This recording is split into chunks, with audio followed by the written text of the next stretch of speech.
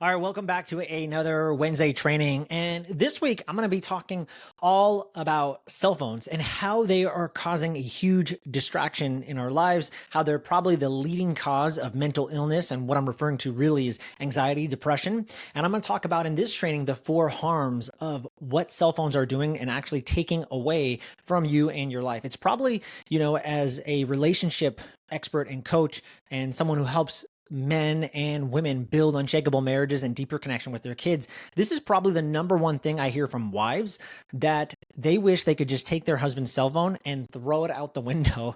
And I hear it all the time. And maybe I should start changing I might change niches here pretty soon and become the how to avoid addictions from your cell phone coach. I don't know. But first I have to rid my own addictions. Being someone who's on social media and who does a lot, I have to actually set a lot of boundaries and do things to make it less easy for me to be attached to my cell phone. So I'm going to talk today, though, about why I think this is such a problem and why when we're going to talk, this is going to be a series of trainings. This is probably going to be one of 4 trainings where I'm going to talk about dopamine, what's happening at the brain level, and why and how addictions are even started and created, and why it's so difficult for you to even prevent this from taking hold of you. And then later we're going to move in, how do we actually combat this? How do we set ourselves free? And this is really a poignant time because I'm actually in the process of writing a children's book called Dad Put the Cell Phone Down, and that book is almost completed. So this is perfect timing, and I think it addresses a lot of pain points that I see in marriages and in relationships. So for those, before we jump into the training, if those of you that don't know me, this is your first time tuning in, my name is 𝘱𝘩𝘭𝘭. I'm a best-selling author. I was a former first responder for 15 years. And for many of you, you know the story. I've been with my wife for 15 years. I have 2 beautiful kids, 10 and 7. And for 10 of the years that I was married, it was not good. There were many times where the D word was thrown around and we were on the brink of divorce after 10 years. And my relationship, the way I would describe it is there were a lot of ups and downs. One week was good and the next week was bad. And I think a lot of guys out there can relate to that. Well, I was given an ultimatum, really a challenge. And that was, Joel, you need to fix this. Didn't think it was possible, to be honest. Thought my wife should change, thought my kids should change. But I went deep. I dove deep for the first time. I went all in on my family, my marriage. And for the first time, after 10 years of turmoil, my life changed dramatically. My marriage changed radically in 3 months. And since then, I haven't stopped. And I ran into so many guys. They would ask me, Joel, what are you doing? What's going on in your life? What are you doing differently? And I would tell them and they would say, Joel, my marriage sucks too. Can you help me? And so this has been really the impetus going from a holistic health coach and a life coach to really now moving into the family and relationship space and really diving deep and seeing why is it that so many guys, why is the divorce rate 43% right now? Why do second and third marriages, why are they at 60 to 73%? Because guys, no one's fixing the root cause problems. They're just moving on and getting into new relationships, hoping they're going to find their soulmate and hoping they're going to get rid of their problems. But guess what? The problems always follow because you never fix yourself. So if you want a build an unshakable marriage and deeper connection with your kids, I'm going to show you how. Reach out to me, drop me a line, and I'll get you the details. If you want to know more about the coaching that I do, the coaching that I do with men, and also the coaching we do with couples with my wife, Nini. So without further ado, let's talk about cell phones and why they are a driving cause of mental illness. Now, Jonathan Haidt talks about that in his latest book, Anxious Generation. So if you want to learn more, go check out that book. It's a magnificent book. But prior to the 2000s, there was really no mental health crisis, what we're talking about right now, okay? It's exploded, okay, in the last 20 years. And it really started in 2010. That's when we saw things start to change if you look at the graphs. The case of mental illness, now we know it's very complex. It's multifaceted. It involves, your genes, your childhood, your experiences, a lot of sociological factors. But the question really is then, why did mental illness go up in so many countries, not just America, from 2010 to 2015 for the Gen Z population, and even later millennials? While older generations, they were not really affected. Why was there a synchronized international increase in rates of adolescent anxiety and depression? Depression rates for both boys and girls increased about 150% in both sexes since 2010. And the data for 2020 was actually collected, part of it was collected after the COVID shutdowns and part of it was collected before. And even by then, 1 out of every 4 American teenage girls had experienced a major depressive episode in the previous year. A 2023 study of American college students found that 37% reported feeling anxious always or most of the time. Now, some are skeptical about this data because many of the studies show a rise in anxiety and depression that were self-reported, meaning that we are just becoming more and more willing to self-diagnose ourselves, and we're also more willing to talk honestly about our symptoms now than in the past. However, the rate of self-harm for young adolescent girls nearly tripled from 2010 to 2020. Suicide rates for boys increased 91% since 2010 and 167% for girls. So what happened in 2010? Well, guys, the smartphone arrived in 2007. Now, what's more important is that the iPhone 4 was introduced in 2010, and it was the first iPhone with a front-facing camera. So it made it a lot easier for us to take photos and videos of ourselves. That same year, Instagram was created. And so we have the now me generation. We are super occupied, and we made it easy as ever to do that. I want to backtrack, and I want to talk about this idea known as attunement. Now, human children were wired to connect, and in part by tuning and synchronizing our movements and our emotions with others. So even before a baby can control their arms and legs, they engage adults in games of turn-taking and shared emotions. And children respond with the most heart-opening peals of laughter with adults who are themselves. Their adults are built to respond to cuteness and caretaking, and they do whatever they can to make a baby laugh. And this creates this mutually reinforced feedback loop. Now, smartphones, they can disrupt the essential face-to-face interaction. The Pew Research found that 70% of American parents report they're often distracted by their phone when spending time with their child, with another 52% saying they're sometimes distracted.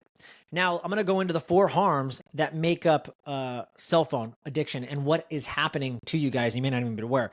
But really quick, just to kind of put a bow on that attunement factor. This is how we engage. This is how we learn. This is how babies read humans' faces. This is how they read, like, you know, and there's actually other studies showing, they call it the still face experiment, which I didn't mention, but the still face experiment is this experiment where they have mothers look at a baby and show no reaction. So the baby's like confused. It can't figure out like whether it's happy or sad. And the baby's crying and the mother's just looking at it blankly, not responding, not giving any emotions, not doing anything, not picking the baby up, and nothing. And so the baby feels lost. They later did a lot of research showing that the child later had an attachment issue because it couldn't trust the parent. It didn't know how to read the parent. The parent was confusing the baby throughout this time. Whereas normally, you know, a parent is not this still face robot. They're engaging with the child. The child knows that they are attuned and that they are safe with this person. So now imagine, how do we read safety moving forward? How do we read safety? How do we engage and attune with other human beings when we don't know at an early age how to attune, how to read emotions, how to socialize, interact, and connect? This is the problem that we're dealing with at a very, very early age. So let's go into the 4 harms of a cell phone. Number 1 is social deprivation. Okay, so a 2014 survey of children ages 6 to 12 conducted by Highlights, the magazine, found that 62% of children reported that their parents were often distracted when the child tried to talk with them. And when asked the reason for the distraction, cell phones were the top response. Parents know that they are shortchanging their own children. Okay, a 2020 Pew survey found that 68% of parents said that they sometimes or often feel distracted by their phones when they are spending time with their children. Now, those numbers were higher for parents who were younger and who were college educated. Matter of fact, a Canadian college student said Gen Z are an incredibly isolated group of people. We have shallow friendships, superfluous romantic relationships that are mediated and governed to a large degree by social media. There's hardly a sense of community on campus. Most people are afraid to speak up in class, and this leads to further isolation and weakening of self-identity and confidence, something I know because I've experienced it firsthand. It's a loss of identity, guys, a loss of confidence. Number 2, sleep deprivation. Sleep deprivation leveled off around the early 2010s, but after 2013, it resumed its upward march. A review of 36 correlational studies found significant associations between high social media use and poor sleep, and also between high social media use and poor mental health outcomes. One experiment found that adolescents who restricted their use of screen devices after 9 p.m. on school nights for 2 weeks showed an increased total sleep time, earlier sleep onset times, and improved performance on a task that required focused attention and quick reactions. Netflix has come out and even said their number 1 competitor is sleep.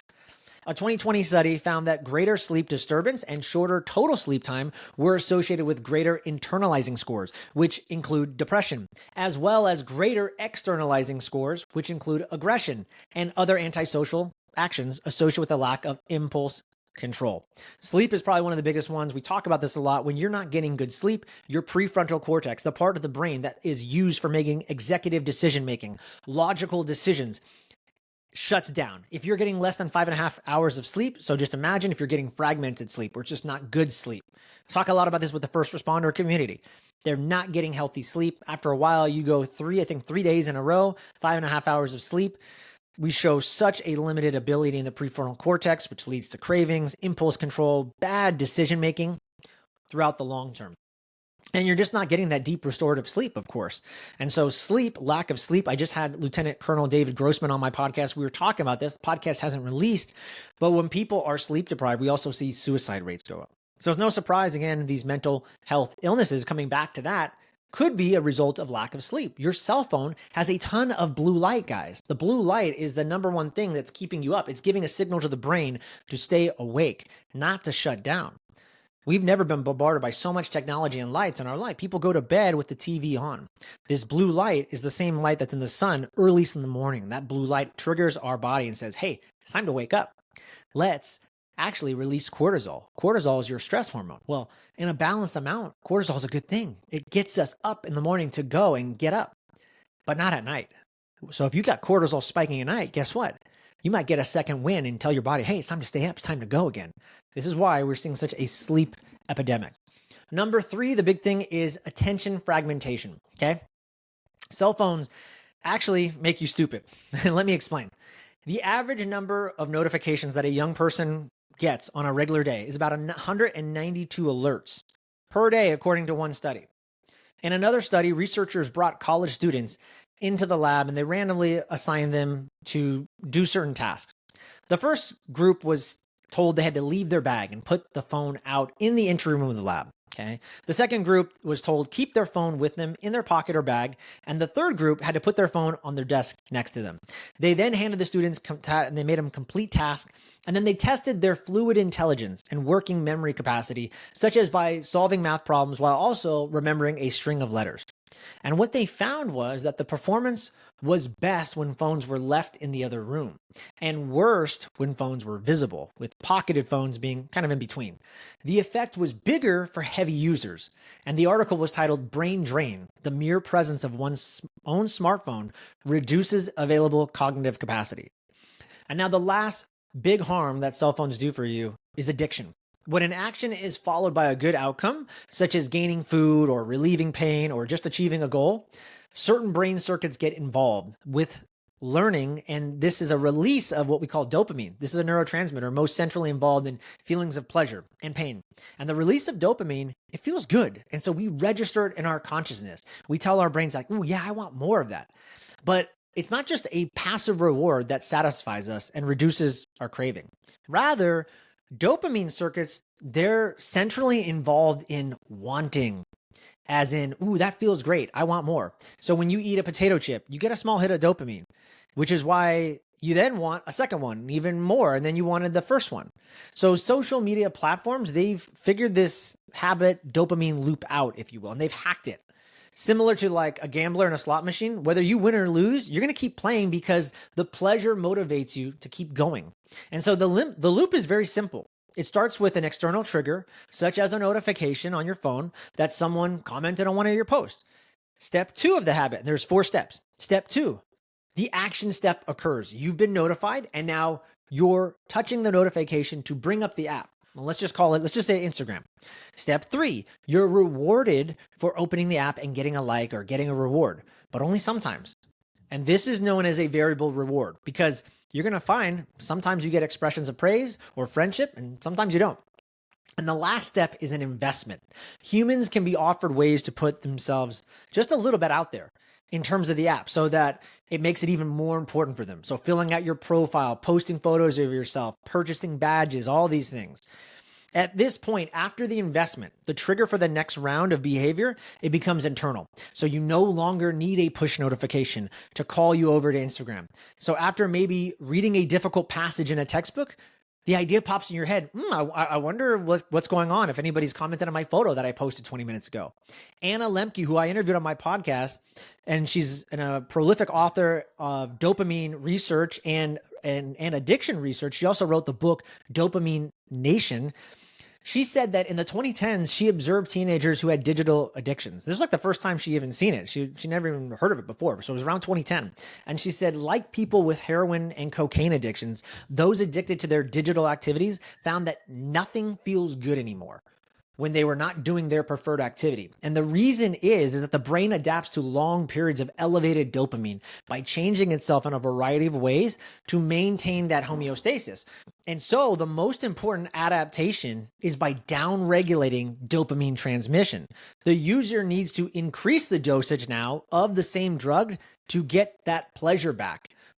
TikTok and all these apps, they are dopamine machines, which is why when you watch one video that was really great, you want to watch another one. The problem is your dopamine baseline goes up, up, up even more because the same thrill you got yesterday wasn't that intriguing. So now instead of watching one video, you need to watch 5. And now you're watching 5, but your dopamine levels even increased even more. So now you need to watch 10 to get that same original baseline hit of dopamine that you originally got when you just opened up the app. This is why they are so addicting. And this is why we've even seen things like Facebook, and people have been sued recently. Facebook is one of them. We're sued in court because they use this data to manipulate people and create the like, comment, and create all these things to have users validate themselves and enter this dopamine or feedback loop, if you will. So I hope this is helpful. This is just the beginning. This is giving you guys a little bit of history, a little bit of context of what the phones have, what they have done historically, what we're seeing in the data, how it correlates to a lot of mental illness, anxiety, depression, and hopefully for some of the adults that I'm speaking to, we're really talking about distraction and how it affects our marriage and our parenting. But also I want you to be taking these lessons and think about how it's affecting your kids. How are you going to raise your kids now knowing this information? Are you going to keep cell phones away from them until you're at least 16. That's a great recommendation that Jonathan Haidt recommends in his book, The Anxious Generation. So you can totally use that. Or what are the other ways that you're going to set boundaries so that your kids don't become addicted to these devices? I hope this was helpful for you guys. If you need anything else, please never hesitate to reach out, and I'll see you guys next week.